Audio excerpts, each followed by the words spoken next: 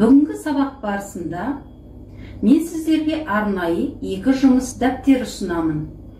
Ол бірінші оқушының жұмыс дәптері, екіншісі мұғалімге арналған жұмыс дәптер. Оқушы жұмыс дәптерінен берілген тапсырмаларды орындап, мұғалім жұмыс дәптері арқылы орындаған тапсырмалардың дұрыс-бұрыстығын өздерің салыстыра тексеріп, өз-өздеріңді 1-ден 10-ға дейінгі балдық жүйемен бағалап отырасыздар. Тапсырма.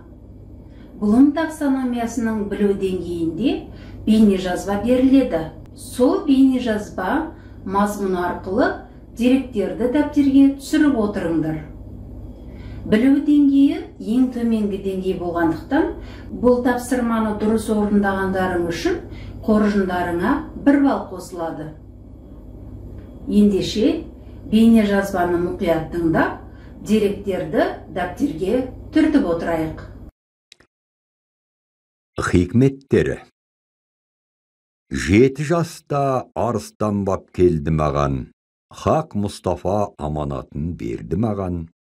Сол сәтінде көңілім тауып баян, нәпсім өліп тәңір жолына түстім менде. Құрма беріп мейірлене назар салды, сол заматта кеудемде бір шырақ жанды.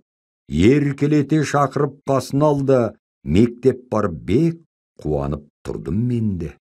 Бірінші тапсырма бойынша өз жұмыстарыңды мұғалімнің жұмыс дәптерімен салыстыра отырып, өзін-өзі бағалауды іске асырыңдар.